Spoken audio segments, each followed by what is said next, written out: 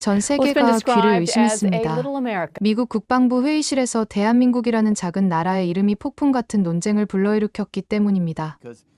워싱턴 고위 관료들이 한국의 계산서 한 장의 얼굴이 하얗게 질려버린 그 순간 세계 질서의 균열이 시작되었습니다. 대한민국이 미국에 13조 원의 청구서를 내밀었다는 소식은 국제 외교가를 뒤흔들었습니다. 세계 최강국 미국은 도대체 어떤 반응을 보였을까요? 전 세계 언론들이 이 사건을 집중 조명하는 가운데 방위비 협상 테이블에서 벌어진 충격적인 진실들이 하나둘 드러나기 시작했습니다.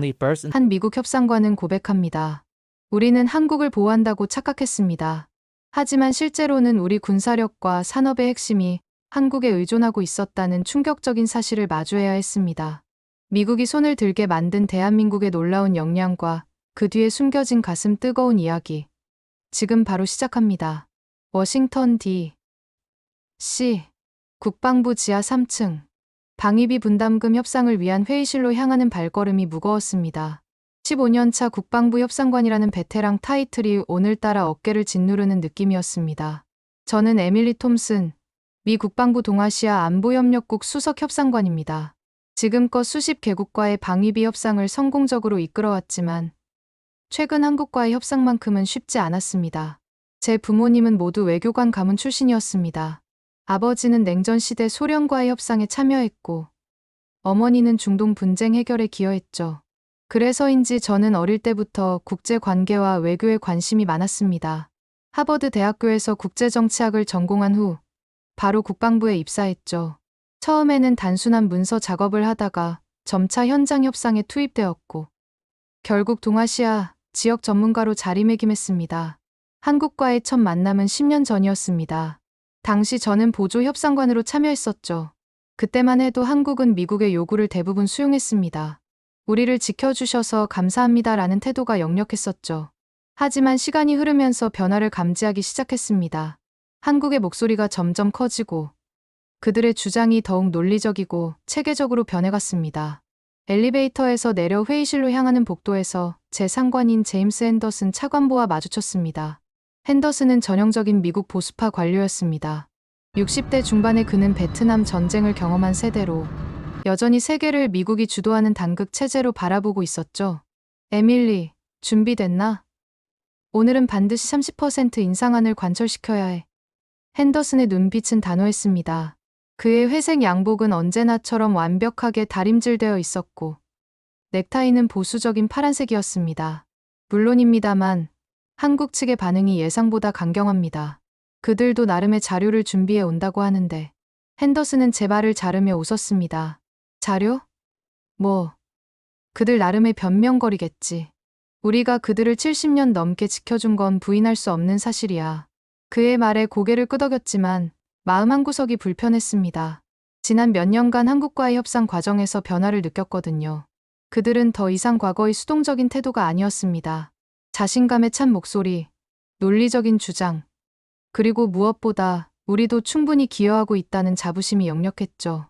회의실 문을 열자 이미 한국 대표단이 도착해 있었습니다. 수석대표 김재훈 국방부 정책실장은 침착한 표정으로 서류를 정리하고 있었습니다.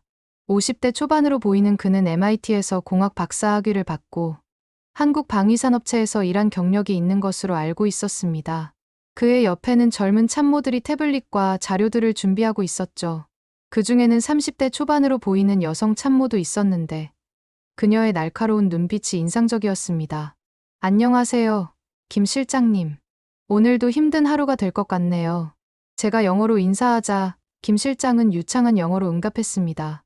톰슨 협상관님, 맞습니다. 하지만 오늘은 어제와는 다른 이야기를 나눌 수 있을 겁니다. 그의 자신감 넘치는 미소에 왠지 불안감이 들었습니다. 핸더슨 차관보와 우리 협상단이 자리에 앉고 공식적인 회의가 시작되었습니다. 회의실의 탁자는 U자 형태로 배치되어 있었고 양측은 서로 마주보고 앉았습니다. 벽에는 미국과 한국의 국기가 나란히 걸려 있었죠. 자, 어제 우리 안에 대한 한국 측의 답변을 듣겠소. 핸더슨이 서류를 탁 내려놓으며 말했습니다. 그의 목소리에는 약간의 거만함이 묻어 있었습니다. 김재훈 실장이 천천히 일어섰습니다. 그는 회색 수트에 자주색 넥타이를 메고 있었는데 어딘가 단정하면서도 현대적인 느낌이었습니다. 네. 답변 드리겠습니다. 하지만 그 전에 저희가 준비한 자료를 먼저 검토해 주셨으면 합니다. 그가 손짓하자 젊은 참모가 두꺼운 파일을 우리 쪽으로 건넸습니다. 표지에는 영어로 이렇게 적혀 있었습니다.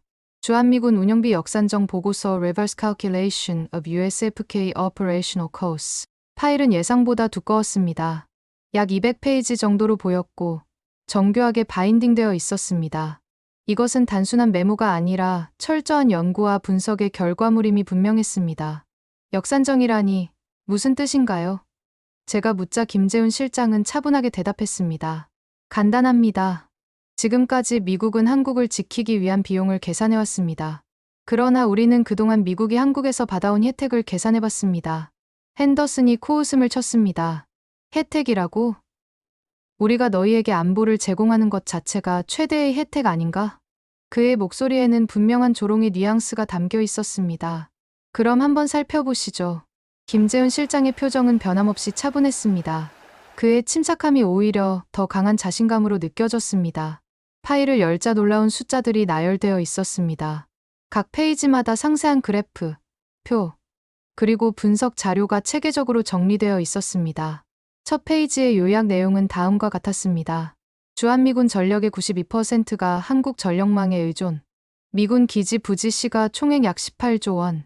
미군 의료통신교통 인프라 이용률 약 70%. 한국 내 미군 가족 교육문화 혜택 추정 가치 연 5천억 원.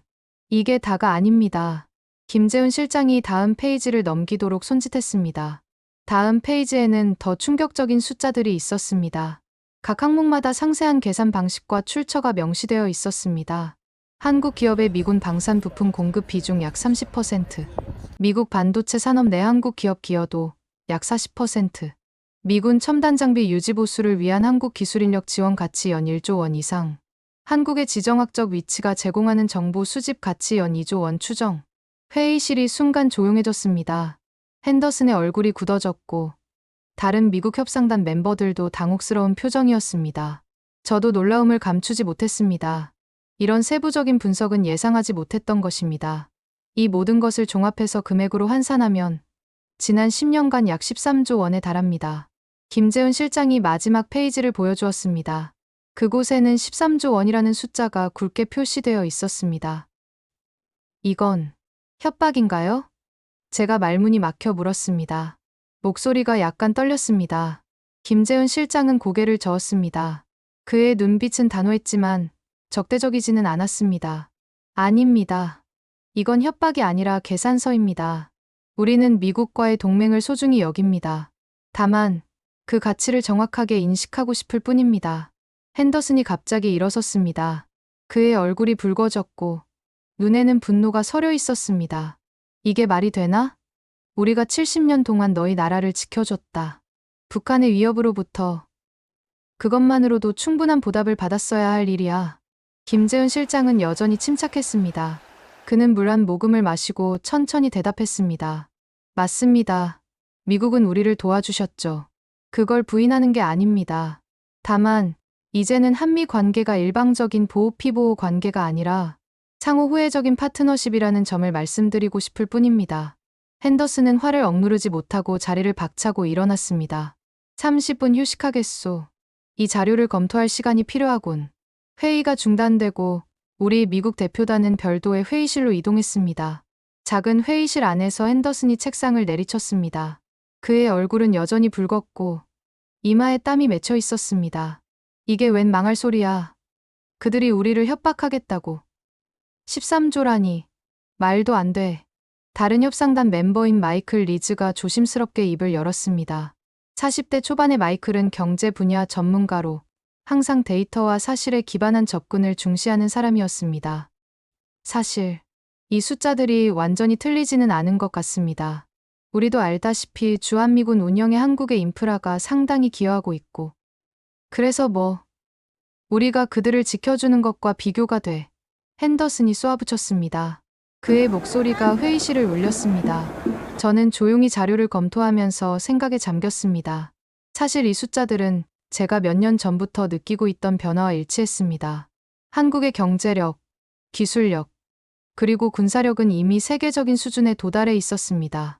특히 최근 들어 미국의 첨단 무기체계 개발에 한국 기업들의 참여가 늘어나는 것을 직접 목격했죠. 삼성과 SK하이닉스의 반도체, LG와 현대의 첨단 부품들이 미 군사 장비에 적용되는 사례가 늘고 있었습니다. 우리가 확인해 봐야 할 것 같습니다. 이 자료가 얼마나 정확한지. 제가 말했습니다. 목소리는 조용했지만 단호했습니다. 핸더슨은 짜증을 냈습니다. 무슨 소리야? 그들의 게임에 말려들 셈이야? 아니요. 하지만 만약 이 자료가 사실이라면 우리의 협상 전략을 재고해야 할 수도 있습니다. 에밀리, 자네가 이런 말을 할 줄은 몰랐군. 핸더슨의 목소리에는 실망감이 묻어 있었습니다. 우린 여기서 미국의 이익을 대변하는 거야. 한국의 이익이 아니라. 물론입니다. 하지만 진정한 미국의 이익은 무엇일까요? 일시적인 비용 절감? 아니면 장기적인 동맹 관계 강화? 제 질문에 회의실이 다시 조용해졌습니다. 젊은 협상단원 사라 김이 조심스럽게 의견을 냈습니다. 한국계 미국인인 사라는 경제 분석을 담당했습니다. 한국 측 자료의 경제적 분석은 상당히 정교합니다. 특히 반도체 부분은 우리도 인정할 수밖에 없는 사실이에요. 핸더슨이 한숨을 내쉬었습니다. 좋아. 자료를 검토하고 워싱턴에 보고하자. 하지만 30% 인상하는 여전히 우리의 목표야. 그건 변함없어. 회의실로 돌아온 우리 미국 대표단의 분위기는 이전과 달랐습니다. 한국 측의 자료가 우리의 자신감을 조금 흔들어 놓은 것이 사실이었죠. 김 실장님, 핸더슨이 무겁게 입을 열었습니다. 이 자료를 검토할 시간이 더 필요합니다. 내일까지 회의를 연기하겠소. 김재훈 실장은 고개를 끄덕였습니다. 물론입니다. 충분히 검토하시고 내일 뵙겠습니다. 한국 대표단이 먼저 자리를 떠났고 저는 잠시 회의실에 혼자 남았습니다. 창밖으로 보이는 워싱턴의 풍경은 여전히 평화로웠지만 제 마음속은 복잡한 생각들로 가득 찼습니다. 회의가 끝난 후 저는 사무실로 돌아와 혼자 그 자료를 꼼꼼히 살펴보았습니다. 숫자들이 정확했습니다. 아니, 오히려 한국 측이 보수적으로 계산했다는 느낌마저 들었습니다. 그들이 제공하는 인프라, 기술, 인력의 가치는 분명 우리가 생각했던 것보다 컸습니다. 특히 눈에 띄는 것은 한국의 디지털 인프라였습니다. 한국의 오지 네트워크는 세계 최고 수준이었고 주한미군은 이 네트워크를 통해 고도의 정보 작전을 수행하고 있었습니다. 한국이 제공하는 사이버 보안 지원도 상당한 가치가 있었습니다. 북한과 중국의 해킹 시도로부터 미군 시스템을 보호하는 데 한국의 기술이 크게 기여하고 있었죠. 에밀리, 제 사무실 문을 두드리는 소리에 고개를 들었습니다. 국방부 동아시아과의 데이비드 윌슨이었습니다. 데이비드는 50대 초반의 베테랑 분석가로 한국에서 군 생활을 했던 경험이 있었습니다. 들어와요, 데이비드. 한국의 자료 봤어? 그가 조심스럽게 물었습니다. 문을 닫고 들어온 그의 표정은 평소보다 심각해 보였습니다. 방금 검토하고 있었어요. 꽤 놀랐어요. 데이비드는 문을 닫고 낮은 목소리로 말했습니다. 사실 랜드 연구소에서 비슷한 분석을 한 적이 있어. 비공개 보고서야. 제 눈이 커졌습니다. 랜드 연구소는 미국의 주요 국방 정책 싱크탱크 중 하나로 국방부에 중요한 분석 자료를 제공하는 기관이었습니다. 그래요? 그리고 그 결과가 한국 측 자료와 크게 다르지 않아. 그가 태블릿을 꺼내 보여주었습니다. 거기엔 CLASSIFIED USFK Dependency Analysis 라는 제목의 문서가 있었습니다. 문서를 스크롤하면서 충격적인 내용들을 발견했습니다. 주한미군 철수 시 미국의 연간 추가 비용 부담 약 240억 달러, 약 26조 원. 인도태평양 전략 수행을 위한 한국 기지의 전략적 가치, 대체 불가능 평가. 미 군수산업 내 한국 공급망 의존도 주요, 무기체계 68% 영향받음. 한국 내 정보 수집 활동이 대중국 정책에 미치는 영향 핵심적 평가. 문서에는 충격적인 결론도 포함되어 있었습니다. 현 시점에서 미국은 한국에 의존하는 정도가 한국이 미국에 의존하는 정도와 최소한 동등하거나 더 클 수 있다. 이게 맞다면 제 목소리가 떨렸습니다. 그래, 우리가 그들을 보호한다는 생각이 얼마나 시대착오적인지 보여주지. 데이비드가 심각한 표정으로 말했습니다. 그의 눈에는 걱정이 서려 있었습니다. 문제는 이 보고서가 상부에 제대로 보고되지 않았다는 거야. 누군가가 의도적으로 막은 것 같아. 누가 그랬을까요? 제가 물었습니다. 추측이지만 현 체제를 유지하길 원하는 사람들이겠지. 기득권층이랄까. 방위비 협상은 결국 돈과 권력의 문제니까. 데이비드가 쓴웃음을 지었습니다. 그날 밤, 저는 잠을 이루지 못했습니다. 15년 동안 국방부에서 일하면서 한미 관계에 대한 제 인식이 얼마나 편향되어 있었는지 깨닫기 시작했습니다. 우리는 항상 우리가 한국을 보호하는 강대국이라고 생각했죠. 하지만 현실은 달랐습니다. 한국은 이미 충분히 강해져 있었고 오히려 우리 미국이 그들의 기술과 인프라에 의존하고 있었던 겁니다. 잠이 오지 않는 새벽, 저는 컴퓨터를 켜고 한국에 대한 추가 자료를 찾아보기 시작했습니다. 한국의 GDP는 세계 10위권이었고 1인당 GDP도 선진국 수준이었습니다. 특히 놀라웠던 것은 R&D 투자 비율이었습니다. 한국은 GDP의 4.5% 이상을 연구개발에 투자하고 있었는데 이는 세계 최고 수준이었습니다. 한국의 군사력도 과거와는 비교할 수 없을 정도로 강화되어 있었습니다.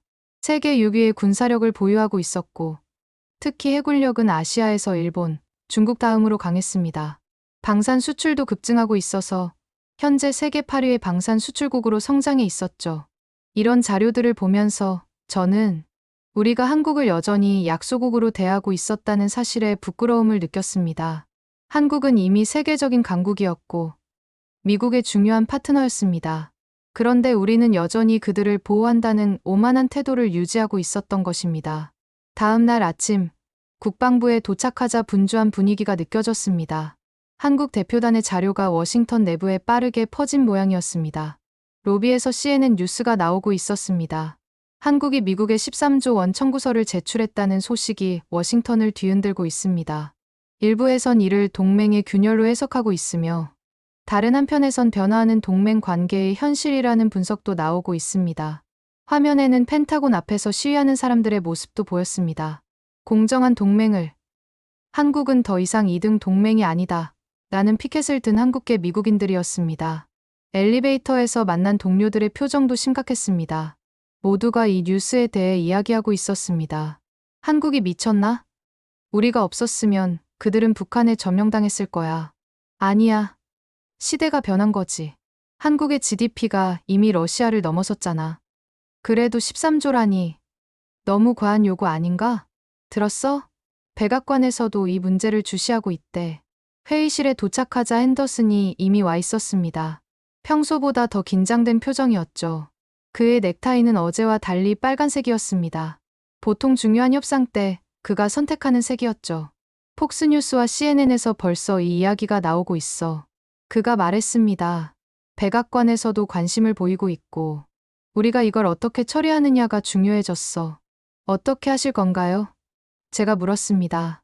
일단 강경하게 나갈 거야. 우리는 여전히 미국이야. 그들의 자료에 반박할 우리만의 자료를 준비했어.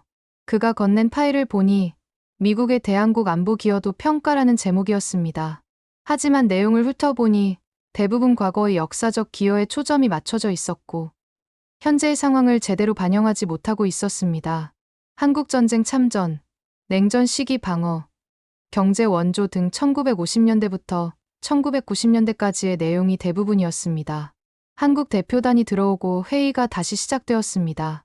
김재훈 실장 옆에는 어제 보았던 여성 참모가 자리했습니다. 그녀의 이름표에는 박소연 국방연구원 선임연구원이라고 적혀 있었습니다.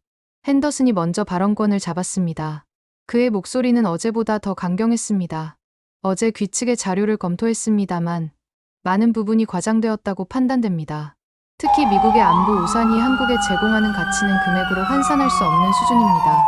그는 우리 측 자료를 한국 대표단에게 건넸습니다. 김재훈 실장은 차분히 자료를 받아 검토했습니다. 그의 표정에는 변화가 없었지만 옆에 앉은 박소연 연구원의 눈빛이 잠시 날카로워졌습니다. 이 자료는 주로 과거의 기여에 관한 것이군요. 김재훈 실장이 정중하게 말했습니다. 우리는 미국의 과거 기여를 결코 부정하지 않습니다. 다만 현재와 미래의 관계를 논의하고 있는 겁니다. 핸더슨이 불쾌한 표정을 지었습니다. 그렇다면 뭘 원하는 거요? 우리 미군이 한국에서 철수하길 바라나? 김재훈 실장이 고개를 저었습니다. 전혀 그렇지 않습니다. 오히려 반대입니다. 우리는 더 강력하고 상호 호혜적인 동맹을 원합니다. 그럼 어제의 그 13조 원 청구서는 뭐요? 핸더슨이 따져 물었습니다. 그의 얼굴은 다시 붉어지기 시작했습니다. 김재훈 실장이 천천히 미소 지었습니다. 그것은 청구서가 아닙니다. 상쇄상샤를 위한 제안의 기초자료입니다. 상쇄라니 무슨 뜻인가요? 제가 물었습니다. 이번에는 박소연 연구원이 대답했습니다. 그녀의 영어는 유창했고 목소리에는 강한 자신감이 묻어 있었습니다. 간단합니다. 우리가 미국에 제공하는 가치와 미국이 우리에게 제공하는 가치를 정확히 계산해서 그 균형을 맞추자는 겁니다. 방위비 분담금 인상이 아니라 가치 교환의 균형을 맞추는 것이죠. 회의실이 다시 조용해졌습니다. 박소연 연구원의 설명은 명확했고 논리적이었습니다. 핸더슨조차 즉각적으로 반박하지 못했습니다. 김재훈 실장이 계속 말했습니다. 예를 들어 우리가 제공하는 인프라 가치만큼 미국이 첨단 기술이나 훈련 또는 공동 연구개발에 투자하는 방식을 생각해 볼 수 있습니다. 핸더슨이 잠시 생각하더니 물었습니다. 구체적으로 어떤 제안을 생각하고 계신가요? 김재훈 실장이 새로운 문서를 꺼냈습니다. 한미 가치 상쇄 모델이라는 제목이었습니다. 문서는 영어와 한국어로 동시에 작성되어 있었고 세련된 디자인이 눈에 띄었습니다. 우리가 제안하는 것은 세 가지입니다. 방위비 분담금 현 수준 유지, 주한미군 인프라 이용률을 양측 공동 투자로 전환, 차세대 무기체계 공동 개발 프로젝트 확대, 특히 세 번째가 중요합니다.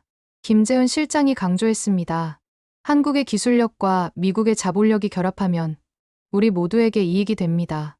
박소연 연구원이 보충 설명을 했습니다. 이미 한국은 K-전차, K9 자주포, KF-21 전투기 등 세계적 수준의 무기체계를 개발하고 있습니다. 이러한 기술력을 미국의 첨단 시스템과 결합한다면 러시아나 중국이 따라올 수 없는 최고의 방위 시스템을 구축할 수 있을 것입니다. 그녀의 말에 미국 협상단 중 군사 전문가인 조지 캠벨 대령이 고개를 끄덕였습니다.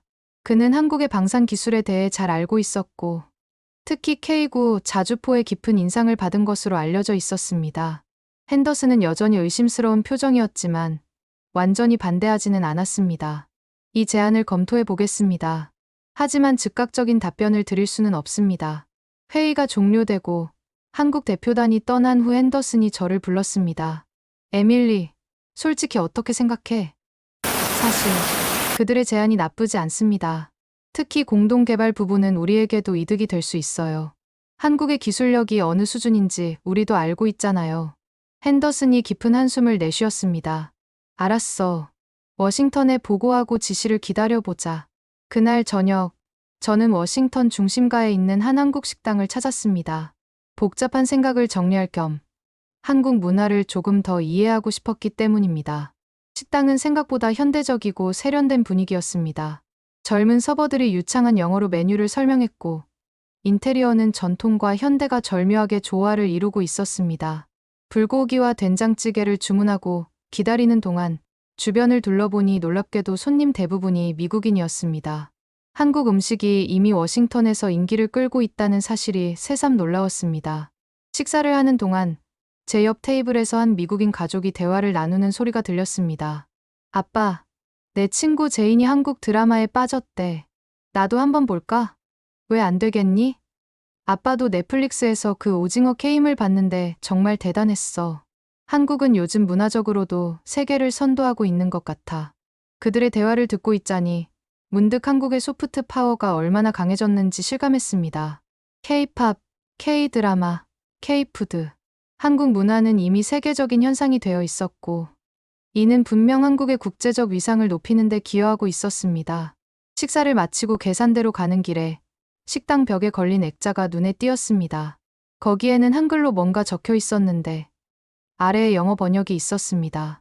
홍익인간 권위 렌지엔 널리 인간을 이롭게 하라. 식당 주인에게 이 문구의 의미를 물어보니 그는 미소를 지으며 설명해 주었습니다. 이건 한국의 건국 이념입니다. 우리 민족은 항상 자신만의 이익이 아니라 모든 사람을 이롭게 하는 것을 중요시해왔어요. 그래서 저희 식당도 단순히 음식을 파는 곳이 아니라 한국 문화를 나누는 공간이 되길 바랍니다. 그의 말이 제 마음에 깊이 와닿았습니다. 문득 협상장에서 김재훈 실장이 했던 말이 떠올랐습니다. 은혜의 보답은 복종이 아니라 협력입니다. 어쩌면 그것이 한국이 진정으로 원하는 것인지도 모른다는 생각이 들었습니다. 복종이나 굴종이 아닌 대등한 협력 관계. 그것이야말로 한국이 13조 원의 계산서를 내민 진짜 이유가 아닐까? 다음 며칠간 워싱턴은 이 문제로 시끌벅적했습니다. 언론들은 연일 한국의 13조 원 청구서를 다루었고 국방부와 국무부는 긴급 회의를 소집했습니다. 백악관에서도 이 문제를 주시하고 있다는 소식이 들려왔습니다. 특히 폭스뉴스는 한국의 배신이라는 제목으로 한국을 비난하는 보도를 내보냈고 CNN은 변화하는 동맹 관계의 현실이라는 좀 더 중립적인 시각으로 접근했습니다. MSNBC에서는 미국은 더 이상 세계의 경찰이 아니다라는 제목의 토론 프로그램까지 방영했습니다. 국방부 내에서도 의견이 갈렸습니다. 일부 관료들은 한국에 강경하게 대응해야 한다고 주장했고 다른 이들은 현실을 인정하고 새로운 동맹 관계를 구축해야 한다고 반박했습니다. 그러는 사이 저는 개인적으로 한국에 대해 더 알아보기로 했습니다. 단순히 협상 전략을 위해서가 아니라 제 자신의 인식을 바로잡기 위해서였죠. 한국 대사관의 문화행사에 참석하고 워싱턴 내 한국 커뮤니티 지도자들과 만남을 가졌습니다. 한국 기업들의 미국 내 활동에 대한 보고서도 찾아 읽었고요. 한 행사에서 저는 김영수라는 한국계 미국인 사업가를 만났습니다. 그는 실리콘밸리에서 성공한 벤처 기업가로 현재는 한미기술협력재단의 이사장을 맡고 있었습니다. 톰슨 씨, 한국과 미국의 관계는 이제 새로운 단계로 접어들어야 합니다. 그가 말했습니다. 제 부모님 세대는 미국에 감사하는 마음으로 살았습니다. 미국이 한국전쟁에서 우리를 구해주었으니까요. 하지만 지금의 젊은 세대는 다릅니다. 그들은 한국의 성공이 단순히 미국의 도움 때문만이 아니라 한국인들의 노력과 희생의 결과라는 점을 알고 있습니다. 그렇군요. 한국의 발전은 정말 놀랍습니다. 맞습니다. 50년 만에 원조 수혜국에서 공여국으로 변신한 나라는 한국이 유일합니다. 이제 한국은 세계를 선도하는 나라가 되었고 미국과의 관계도 그에 맞게 변화해야 한다고 생각합니다. 그의 말을 들으며 저는 한국인들의 자부심이 단순한 민족주의가 아니라 그들의 성취에 대한 정당한 자긍심이라는 것을 이해하기 시작했습니다. 놀라운 사실들을 많이 발견했습니다. 한국은 제가 생각했던 것보다 훨씬 더 다양한 분야에서 세계적인 수준에 도달해 있었습니다. 반도체, 스마트폰, 배터리 기술뿐만 아니라 로봇, 인공지능, 생명과학, 심지어 우주 기술까지 빠르게 발전하고 있었죠. 특히 한국의 바이오, 제약 산업이 급성장하고 있다는 사실이 인상적이었습니다. 한국은 이미 세계적인 백신 생산 기지가 되어 있었고 삼성바이오로직스는 세계 최대의 바이오, 의약품 위탁 생산 기업으로 성장해 있었습니다. 한국의 디지털 전환도 놀라웠습니다. 전자정부 시스템은 UN 평가에서 여러 차례 세계 1위를 차지했고 디지털 인프라는 세계 최고 수준이었습니다. 서울 시내 어디서나 초고속 인터넷에 접속할 수 있었고 공공 서비스의 대부분이 스마트폰으로 이용 가능했습니다. 특히 인상적이었던 것은 한국의 방위산업이었습니다. K전차, K9 자주포, KF-21 전투기. 이들은 단순한 무기가 아니라 첨단 기술의 집약체였습니다. 한국은 이미 세계 방산 시장에서 주요 수출국으로 자리 잡고 있었고 그들의 무기 체계는 나토 국가들에서도 높은 평가를 받고 있었습니다. 폴란드, 터키, 호주, 인도 등 여러 나라들이 한국산 무기를 도입하고 있었으며 특히 K9 자주포는 핀란드, 노르웨이, 에스토니아 등 나토 국가들까지 수출되어 있었습니다. 심지어 미국의 전통적인 무기 시장인 사우디아라비아와 UAE에서도 한국 무기의 점유율이 높아지고 있었습니다.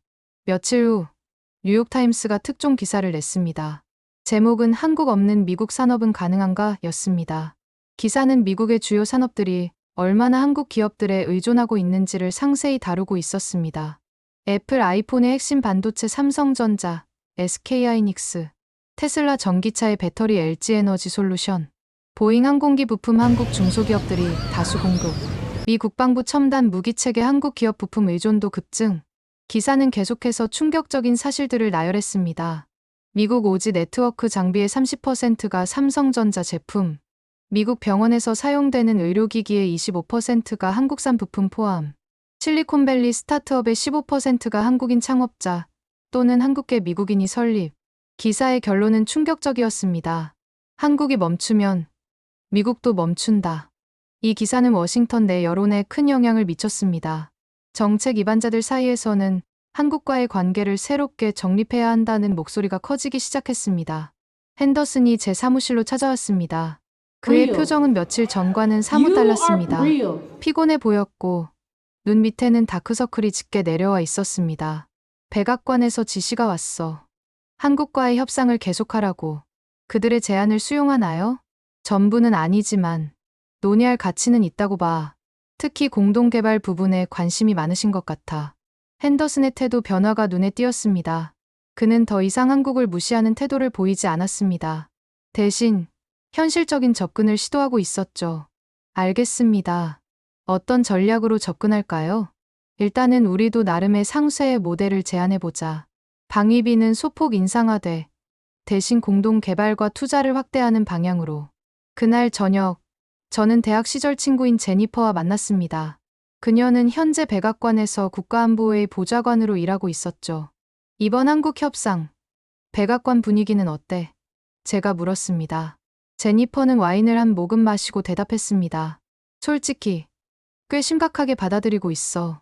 특히 국가안보보좌관은 한국의 제안이 새로운 동맹 관계의 시작이 될 수 있다고 보고 있어. 정말? 지금까지 미국은 동맹국들을 보호받는 나라들로 대해왔잖아. 하지만 이제 그런 시대는 끝났어. 특히 한국, 일본, 독일 같은 나라들은 이미 세계적인 강국이 되었고 미국과 대등한 파트너십을 원해. 그걸 인정하지 않으면 우린 그들을 잃을 수도 있어. 제니퍼의 말이 제 생각과 일치했습니다. 세계는 변하고 있었고 미국의 대외 정책도 그에 맞게 변화해야 했습니다. 다음 회의에서 우리는 한국 측에 수정된 제안을 내놓았습니다. 방위비는 소폭 10% 인상하되 대신 공동개발 프로젝트에 대한 미국의 투자를 확대하는 내용이었습니다. 김재훈 실장은 우리의 제안을 검토하더니 고개를 끄덕였습니다. 논의할 만한 제안이군요. 하지만 몇 가지 세부사항을 더 조정해야 할 것 같습니다. 박소연 연구원이 보충 의견을 냈습니다. 특히 방위비 인상 부분은 재고해 주셨으면 합니다. 저희 자료에 따르면 현재도 한국은 GDP 대비 방위비 지출이 NATO 국가들보다 높습니다. 게다가 방위비 외에도 간접적인 지원이 상당합니다. 그녀의 말에 핸더슨이 고개를 갸웃했습니다. 구체적으로 어떤 간접 지원을 말씀하시는 건가요? 예를 들어 주한미군 기지 주변 도로와 인프라 건설, 환경 영향 평가, 소음 보상 등 다양한 항목이 있습니다. 이런 비용들은 공식 방위비 통계에 포함되지 않지만 실제로는 상당한 금액입니다. 핸더슨이 잠시 생각하더니 말했습니다. 좋습니다. 그 부분도 고려해 보겠습니다. 그렇게 협상은 계속되었고 약 2주 후 우리는 마침내 합의에 도달했습니다. 최종 합의안의 핵심은 다음과 같았습니다. 방위비 분담금 5% 인상 한국 측이 양보, 주한미군 인프라 이용에 대한 공동투자, 기금 설립면 5천억 원 규모, 차세대 무기체계 5개 분야, 공동개발 프로젝트 출범 총 10조 원 규모, 한미 방산기술 공유 확대, 미국 내 한국 기업의 국방 분야 참여 확대 한국 측 요구 수용. 마지막 항목은 특히 중요했습니다. 그동안 한국 기업들은 미국 국방부 프로젝트에 참여하는 데 많은 제약을 받아왔습니다. 하지만 이번 합의로 그 문이 넓게 열리게 된 것이었죠. 서명식 당일, 저는 긴장된 마음으로 회의실에 들어섰습니다. 이번 협상은 제 커리어에서 가장 어렵고도 중요한 일이었습니다. 그리고 이 과정에서 저는 한국, 그리고 한미 관계에 대한 새로운 시각을 갖게 되었죠. 서명식에는 양국 국방부 고위 관료들이 참석했습니다. 한국 측에서는 국방부 장관까지 참석해 이 협상의 중요성을 강조했습니다. 미국 측에서도 국방차관이 참석했죠. 한국 국방부 장관은 짧은 연설에서 이렇게 말했습니다. 오늘의 합의는 한미 동맹의 새로운 장을 여는 역사적인 순간입니다. 이제 우리는 단순한 제공자와 수혜자의 관계가 아닌 진정한 파트너십을 구축하게 되었습니다. 이것이야말로 미래 지향적 동맹의 모습입니다. 미국 국방차관도 화답했습니다. 한국은 미국의 가장 중요한 동맹국 중 하나입니다. 오늘의 합의는 양국 모두에게 윈윈이 될 것이라 확신합니다. 특히 공동개발 프로젝트를 통해 우리는 함께 더 강해질 것입니다. 서명을 마친 후 김재훈 실장이 저에게 작은 상자를 건넸습니다. 톰슨 협상관님을 위한 작은 선물입니다. 상자를 열어보니 초코파이가 들어있었습니다. 제가 의아한 표정을 짓자 김재훈 실장이 미소를 지으며 설명했습니다. 우리나라에서는 협상이 잘 마무리되면 이걸 나눠 먹는 전통이 있습니다. 달콤한 협력, 따뜻한 동맹의 의미를 담고 있죠. 그 순간 제 눈에서 눈물이 흘렀습니다. 왜 그랬는지 저도 정확히 설명할 수 없었지만 그동안의 긴장감이 풀리면서 감정이 북받쳤던 것 같습니다. 그리고 어쩌면 한국이라는 나라와 그 문화에 대한 이해가 더 깊어진 것을 느꼈기 때문인지도 모릅니다. 감사합니다. 김 실장님. 이번 협상은 저에게도 큰 배움의 시간이었습니다. 김재훈 실장이 따뜻한 눈빛으로 말했습니다. 톰슨 협상관님, 기억해주세요. 은혜의 보답은 복종이 아니라 협력입니다. 한국과 미국은 이제 진정한 파트너입니다. 그의 말은 단순한 외교적 수사가 아니라 진심에서 우러나온 것처럼 느껴졌습니다. 그리고 그 진심이 저에게도 전해졌습니다. 서명식 이후 미 국방부는 성명을 발표했습니다. 이번 합의는 한미 동맹의 새로운 장을 열었다. 양국은 이제 더 높은 수준의 파트너십을 추구할 것이다. 언론들은 이 합의를 한미 상수의 모델이라고 부르기 시작했습니다. 그리고 이 모델은 곧 다른 동맹국들과의 관계에서도 참고 사례가 되었죠. 일본, 독일, 호주 등 다른 주요 동맹국들도 비슷한 모델을 요구하기 시작했습니다. 협상이 끝나고 일주일 후 저는 서울로 출장을 가게 되었습니다. 새로운 합의에 따른 첫 번째 공동개발 프로젝트 착수식에 참석하기 위해서였습니다. 인천공항에 도착했을 때 첫인상부터 놀라웠습니다. 공항은 깨끗하고 현대적이었으며 로봇 안내원들이 승객들을 도와주고 있었습니다. 입국 절차는 빠르고 효율적이었으며 생체인식 기술을 활용한 자동 출입국 시스템이 인상적이었습니다. 인천공항에서 서울로 향하는 길, 차창 밖으로 보이는 한국의 모습은 제가 상상했던 것과는 달랐습니다. 첨단 빌딩들과 완벽한 도로, 그리고 어디서나 느껴지는 기술의 향기. 이곳은 분명 보호받는 약소국이 아니라 세계를 선도하는 강국이었습니다. 특히 눈에 띄었던 것은 도로 위를 달리는 자율주행 버스들이었습니다. 운전자 없이 정확한 경로를 따라 움직이는 그 버스들은 한국의 기술력을 단적으로 보여주는 사례였습니다. 서울 시내에 들어서자 더욱 놀라운 광경이 펼쳐졌습니다. 강남의 고층 빌딩들은 뉴욕의 맨해튼을 연상케 했고 곳곳에 설치된 디지털 사이니지는 미래 도시를 그린 영화의 한 장면 같았습니다. 호텔에 짐을 풀고 잠시 휴식을 취한 후 저는 서울 시내를 둘러보기로 했습니다. 지하철을 타고 이동하면서 놀라움의 연속이었습니다. 오지를 넘어선 육지통신기술 시범 서비스, 완전 자율주행 버스, 로봇 안내원. 모든 것이 미국보다 한 발 앞서 있는 듯했습니다. 한 쇼핑몰에 들어갔을 때 저는 또 한 번 깜짝 놀랐습니다. 매장마다 최첨단 기술이 적용되어 있었습니다. 가상현실 VR을 이용한 의류 피팅 시스템, 얼굴 인식으로 개인화된 화장품 추천 서비스, 로봇 바리스타가 커피를 만드는 카페. 특히 인상적이었던 것은 디지털 결제 시스템이었습니다. 대부분의 한국인들은 현금 대신 스마트폰으로 결제를 했고, 심지어 일부 매장에서는 생체인식만으로 결제가 이루어지기도 했습니다. 저는 한 젊은 바리스타에게 물었습니다. 한국은 정말 디지털 강국이군요. 그는 웃으며 대답했습니다. 네, 그렇다고 들었어요. 하지만 저희에겐 그냥 일상일 뿐이에요. 어릴 때부터 이런 환경에서 자랐으니까요. 그의 말처럼 한국에서는 첨단 기술이 단순한 과시용이 아니라 일상생활에 깊숙이 통합되어 있었습니다. 그것이 바로 한국의 디지털 전환이 성공한 비결이었을 것입니다. 저녁에는 한국 국방부 측에서 마련한 만찬에 참석했습니다. 그곳에서 김재훈 실장을 다시 만났습니다. 한국이 어떠신가요? 그가 물었습니다. 정말 놀랍습니다. 솔직히 제가 생각했던 것보다 훨씬 더 발전된 모습이더군요. 김재훈 실장이 웃었습니다. 많은 외국인들이 그렇게 말씀하십니다. 한국에 대한 이미지와 실제 한국의 모습 사이에는 아직 간극이 있으니까요. 맞아요. 저도 그런 편견을 가지고 있었던 것 같습니다. 편견이라. 그게 바로 우리가 이번 협상에서 바꾸고 싶었던 부분입니다. 한국은 더 이상 도움이 필요한 나라가 아닙니다. 우리는 함께 발전할 수 있는 파트너죠. 만찬 중에 저는 한국 국방부 고위 관료들과 많은 대화를 나눌 수 있었습니다. 그들은 모두 세계 정세에 대한 깊은 이해와 명확한 비전을 가지고 있었습니다. 특히 인상적이었던 것은 그들의 안보 철학이었습니다. 우리는 단순히 북한의 위협에 대응하는 것을 넘어 지역 안정과 세계 평화에 기여하는 방향으로 국방 정책을 발전시키고 있습니다. 국방부 차관이 설명했습니다. 한국의 평화유지군은 이미 여러 분쟁 지역에서 중요한 역할을 수행하고 있고 우리의 방산기술은 동맹국들의 안보에 기여하고 있습니다. 그의 자신감 있는 발언이 제 마음에 깊이 남았습니다. 이것은 단순한 외교적 수사가 아니라 실제 성과와 역량에 기반한 진실된 자부심이었습니다. 식사를 마치고 호텔로 돌아가는 길에 서울의 밤하늘을 바라보며 제 인식이 얼마나 변화했는지 실감했습니다. 다음 날 이루어진 공동개발 프로젝트 착수식에서 저는 양국 대표들이 나란히 서서 미래를 향한 비전을 나누는 모습을 지켜보았습니다. 이것이야말로 진정한 동맹의 모습이구나 싶었습니다.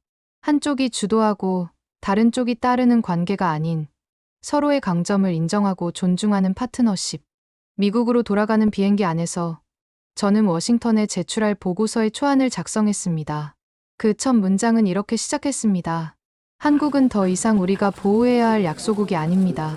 그들은 이미 세계를 선도하는 기술 강국이며 미국의 안보와 번영의 필수적인 파트너입니다. 한 달 후, 제 보고서는 국방부 내에서 널리 회람되었고 톰슨 독트린이라는 별명까지 얻게 되었습니다. 그 핵심은 간단했습니다. 동맹의 가치는 상호 존중과 균형에 있다. 워싱턴에서 열린 한미 정상회담에서 두 정상은 한미 상수의 모델을 언급하며 새로운 동맹 시대의 개막을 선언했습니다. 이제 이 모델은 다른 동맹 관계에도 적용되기 시작했고 국제 안보 협력의 새로운 패러다임이 되었습니다. 3년 후, 저는 주한미국 대사로 임명되었습니다. 서울에 부임한 첫날, 저는 김재훈 실장이제는 국방부 장관이 됨과 다시 만났습니다. 그는 미소를 지으며 손을 내밀었습니다. 에밀리 대사님, 기억하십니까? 은혜의 보답은 복종이 아니라 협력이라고 말씀드렸었죠. 물론입니다, 장관님. 그 말이 제 인생과 커리어를 바꿨습니다. 우리는 함께 창밖으로 보이는 서울의 풍경을 바라보았습니다. 이제 이 도시는 더 이상 제게 낯설지 않았습니다. 이곳은 미래를 향한 인류의 도전이 가장 역동적으로 펼쳐지는 곳, 그리고 미국이 진정한 동반자를 찾은 곳이었습니다. 전 세계가 놀랐던 13조 원의 역청구서는 결국 존중의 계산서였습니다. 단순한 금액이 아니라 자신의 가치를 인정받고자 하는 한 국가의 당당한 외침이었죠. 그리고 그 외침은 더 강하고 건강한 동맹을 만들어냈습니다. 지금 이 순간에도 한미 양국은 세계 곳곳에서 함께 평화와 번영을 위해 협력하고 있습니다. 이것이 바로 진정한 파트너십의 모습입니다. 일방적인 시혜가 아닌 상호 존중과 협력을 통해 함께 성장하는 관계. 한국과 미국의 새로운 동맹 관계는 이제 전 세계에 그 모범을 보여주고 있습니다. 여러분, 이 이야기가 마음에 드셨나요? 한국의 위상이 높아지는 모습이 자랑스러우셨나요? 여러분의 의견을 댓글로 꼭 들려주세요. 다음 이야기에서는 미국이 제안한 역상쇠 3안, 그중 한국이 거절한 단 한 가지 조건이 무엇이었는지 알려드리겠습니다. 그 안에 담긴 더 큰 비밀, 함께 확인해 보시죠.